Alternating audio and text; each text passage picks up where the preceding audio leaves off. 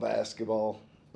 There's a plethora of them, but one of the great things is, unlike football, if something doesn't go your way, you don't have to sit around and wait another week. So, you know, not playing a good second half the other night, just again going back to a lot of credit to South Florida and their aggressiveness that we did not match. That turn around and 72 hours later, you get to play another really good team in Tulsa, here in Coke Arena. So we're excited. We'll prepare today. Yesterday was kind of a rest day after the Wednesday game, and we'll prepare today. And only played them 4 days ago, so there's only a 13-day intermission between the two contests. So we'll be prepared for it tomorrow night at 6.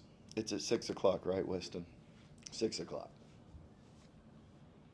I guess, how does game planning for, like, I guess the rematch, you would say, how does that differ from that first meeting you had with the team? Well, we didn't our physicality was not good, right? I mean, we've been out rebounded 4 times this year. We're 0-4 in those games. That particular game. So some of this revisit South Florida, right? We're minus 11 in the second half on the glass, minus 5 for the game. We're missing a lot of shots, right? They're not missing the same number of shots that we are. So there's more opportunities for them to rebound. But if you just look at rebounding rate, South Florida was better. Going back to your point, is we were missing a lot of shots. The shots we were getting were not of the quality that we needed, and then we were not making them play poorly. Tylen Riley had a career high 30, and you could tell that there were certain matchups that they favored, and so all of that allowed them to be more efficient than we needed to allow them, and there were less rebound opportunities. So, I mean, when we came in and watched the film the following day, it was obvious that our physicality was not what it needed to be. So I think that's still fresh on guys' mind, and at the same time, our physicality in the second half against South Florida wasn't what it needed to be. So I think the message is pretty consistent uh, as it pertains to these two games. Do you feel like you guys still have energy left in the tank? I mean, it's a shorter turnaround than you're used to. Sometimes play on Sundays, now you play on Saturday, and after just such an emotional game against South Florida, is there any kind of, I know you said you don't want there to be a hangover, but do you feel like the guys are really excited to get another opportunity tomorrow? Extremely excited. Yeah, we are. We'll be ready. We're extremely excited to be able to play tomorrow night. Juice will not be an issue. No, no, you mentioned, obviously, rebounding margin, shot, I guess, quality making. I guess, what other kind of value did you find on that tape from Wednesday's game? Hmm, not much. Um, I told the team that it would have been a travesty had we won that game yesterday, or on Wednesday, because guys would think they could give that level of effort for a half and get away with it, and it would have burned us in March. And so I think as you go back and you watch the film and you see the things we're doing, and again, you see the force that Isaiah Nelson, David Green, one of those two is likely to be player of the year in this league. But you see the force and their ability to go get 50-50 balls. And I'm just telling you, it was not matched. For Karan Boyd to play 38 minutes and get 1 rebound, I know he was upset by that, a little embarrassed by it, but it just lets you know how concentrated the effort was in order to deter his ability to go get the basketball. So we didn't counterpunch. They punched, and we did not counterpunch at a rate that gives you a chance to win. And so that second half is you get that kind of disparity. I mean, it's a 15-point difference in the second half. Mike's kind of going through the shooting slump right now, but Yeah. he's been able to affect the game both offensively and Yeah. defensively. What have you seen from him? Just keeping his head up and being a really good player on both ends. Yeah, it's a great point. He and I visited yesterday, and 9 rebounds, 6 assists to 2 turnovers. He had 6 assists, 1 turnover in the Tulane game. So there's other things you can do besides just make shots, right?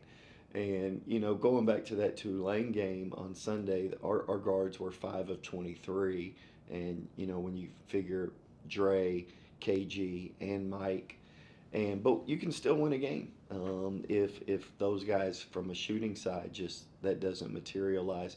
Talk to Mike about just some of our shot selection and the things that we need to do in order to showcase his ability. But he's doing other things, and that needs to continue. The 9 rebounds from that spot, the 6 assists, the 2 turnovers. That there's a ball security that he values. So you have to operate the 95%, and we just can't get focused on our shooting numbers. So it's he's mindful about all those other things, and the shooting is going to come around. We just need to make sure we're taking the right shots. What did it mean to you to see on social media a ton of Shocker alums, rallying together? A lot of people back the Roundhouse on Wednesday, and I imagine it's going to be the same deal tomorrow. Yeah, Shocker alums, people who've worn the uniform, are a very proud bunch because it's a winning program. There's a rich heritage here. There's a standard that's been set. Again, having PJ Cousinard in the room to kind of help make people aware of that standard, and I just there's tremendous pride. I think I go back to PJ's senior year. There were, they won 11 games the entire year, and I don't remember how many they lost. I think it was 20 plus, may have been 20. All of that to say, there were still 10,666 people here for all of those games, and so I think due to a variety of reasons that the fans have made different decisions. Some of them economic decisions. Some of them the quality of the team just hasn't been what they've been used to, and we'll get it there. But I do think that players, alums, understand what that support does, and I think on Saturday we'll have a great crowd here. What does this kind of Tulsa rivalry mean to you? Talking to some of the alums, they feel like this is kind of the biggest rivalry for Wichita State, at least in the conference. Is there any kind of history? Is PJ or Mike Kennedy kind of talk to you about the rivalry with Tulsa? Yeah, Cheese Johnson has, and he's come in. He's been able to speak to our team. PJ has mentioned it. Some of this is just gauging your team. I think with so many new guys, they may not be aware of it, but I do think that they understand how many Shockers travel to Tulsa, and I've watched enough Tulsa games to look behind the visitors bench and see it unoccupied. Ours was completely occupied. So to know that it's the longest standing rivalry and it goes back quite a ways, they have had our number during the time I've been here. So we are conscientious of that, and they're obviously a really good team. And both teams are sitting here battling for the upper echelon of the American Conference. So I think it'll be a heck of a game tomorrow night.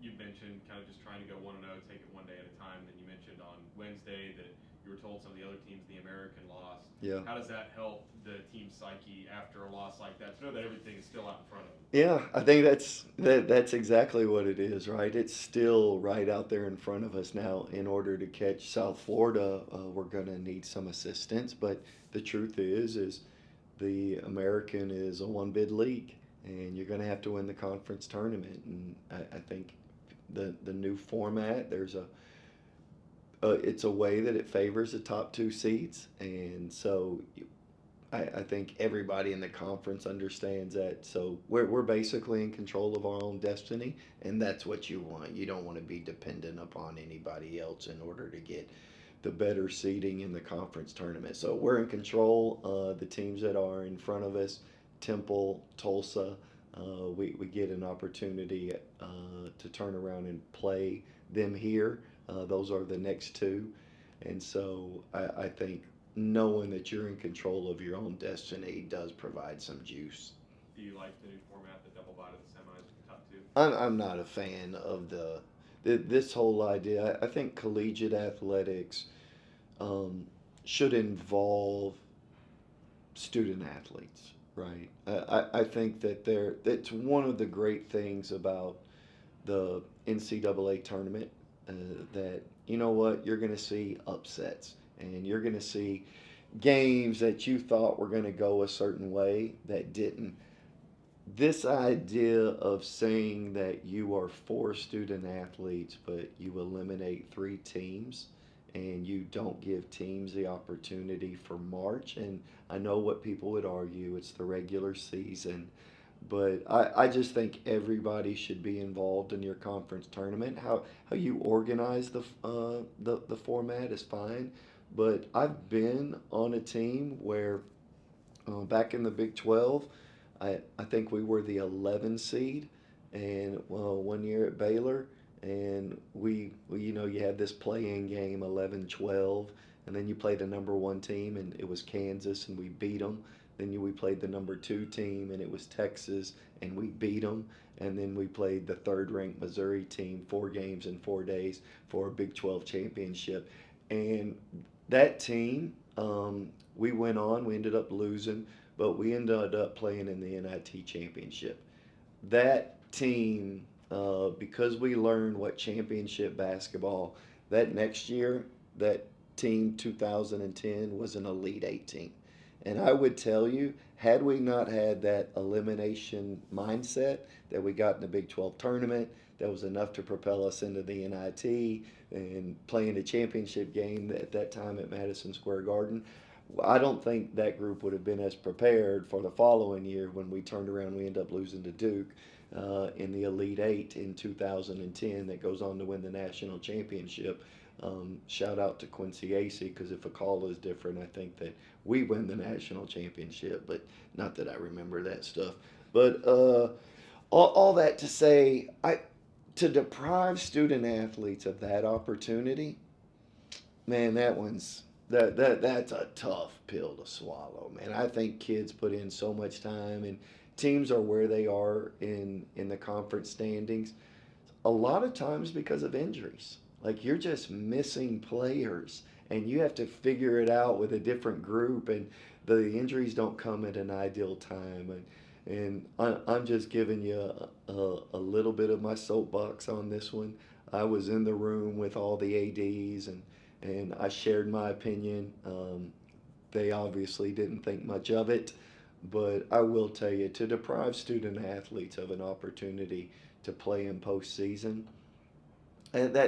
and when you say that this is a sport for student athletes, that one's really that one's hard to stomach. Aside from being highly efficient, how else would you characterize Tulsa?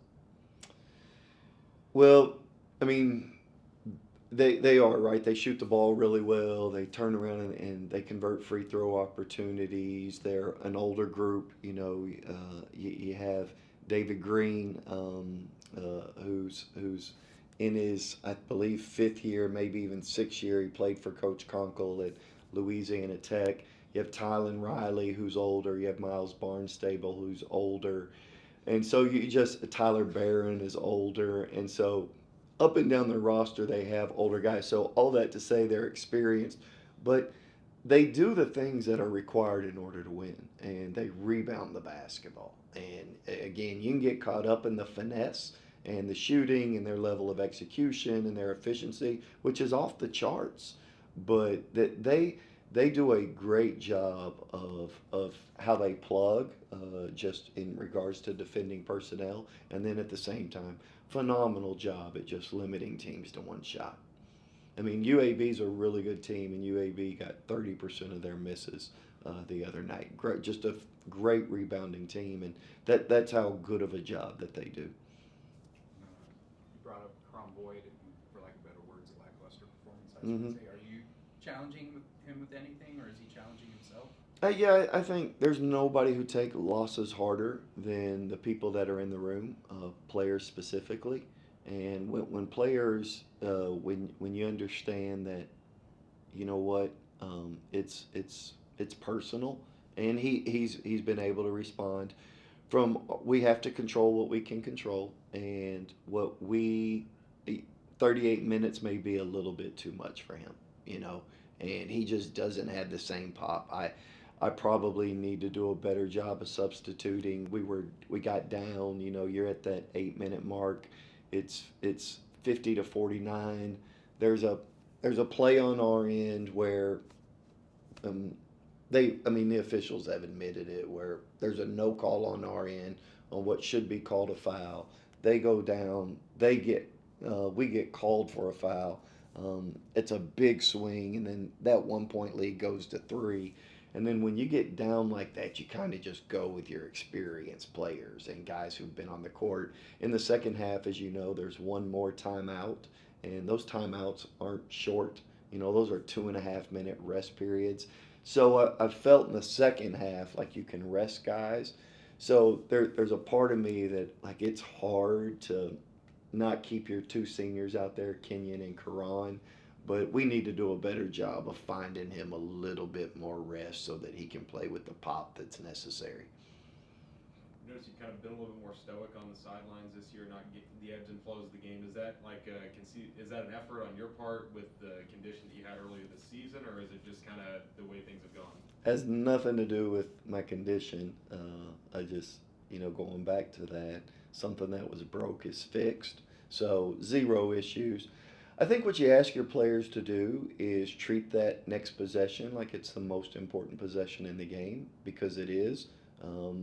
And that possession can determine the outcome of a game. So if you're over there thinking about whether it be mad or whether it be excited about the previous play, then they look over at you and look like you're a little bit hypocritical.